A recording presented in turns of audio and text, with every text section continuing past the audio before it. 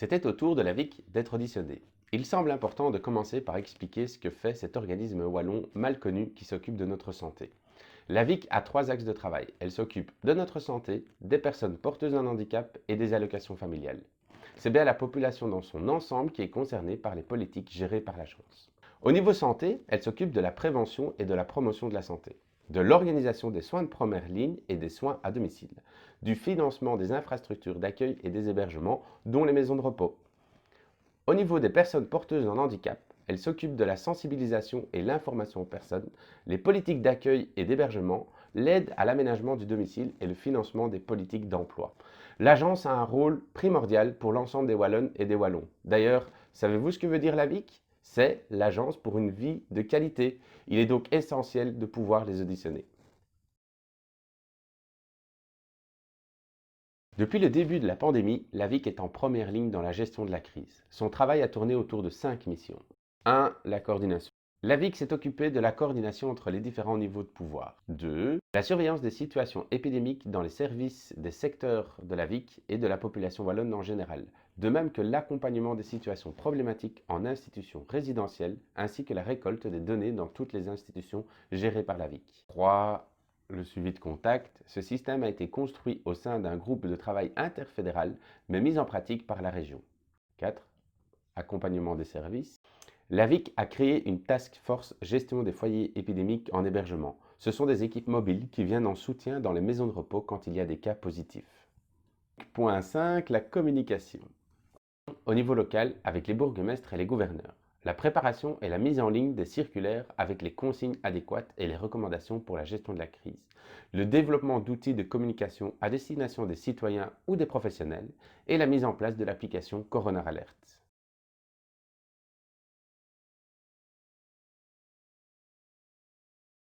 La VIC n'était pas prête pour vivre une crise comme celle-là. Depuis 2016, lorsqu'elle récupère des compétences issues du fédéral, c'est surtout un organe de gestion administrative. Au déclenchement de la crise, elle a dû en quelques jours se transformer en organe de gestion de crise.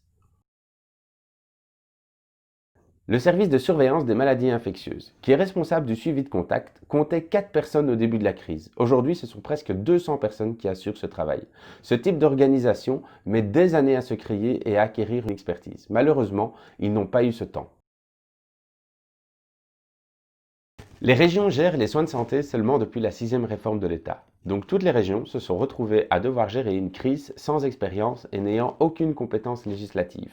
Par conséquent, et ceci depuis le début de la crise, elles souhaitaient passer en phase fédérale. D'ailleurs, pour le médecin de la VIC, il aurait fallu passer en phase fédérale le 26 février, c'est-à-dire juste avant les premières infections en Belgique. Le 6 février, la VIC apprend que le stock stratégique fédéral n'a pas été renouvelé, alors qu'avant cette date, l'agence n'avait jamais dû acheter du matériel. Mais pour soulager les maisons de repos, elle a dû s'improviser acheteur, mais sur un marché en pénurie. Finalement, pour pallier à la pénurie, la région a décidé de faire fabriquer des masques par une société wallonne. Aujourd'hui, une réserve de masques a été constituée pour la Wallonie. La recommandation de porter tous un masque n'a été prise qu'au début du mois de mai. Comme expliqué par Sensano, étant donné la pénurie, le port du masque était réservé aux soignants. Donc les recommandations étaient tributaires de la disponibilité du matériel. Pour la VIC, la collaboration avec les autres niveaux de pouvoir s'est bien passée dans l'ensemble. Les seules difficultés se sont portées au niveau des différences de législation en vigueur. En effet, il n'était pas facile de se coordonner car chaque région a sa propre réglementation pour les maisons de repos. Durant toute crise, la communication est un paramètre essentiel de gestion. À cause de son manque d'expérience, l'agence s'est retrouvée en difficulté dans sa communication. En effet, parfois elle communiquait de trop, parfois pas assez, parfois trop tôt, parfois trop tard. C'est donc un point de recommandation essentiel pour elle. À bientôt pour une prochaine vidéo. Si vous voulez en savoir plus, suivez-moi sur les réseaux sociaux ou sur mon site internet laurentevart.be.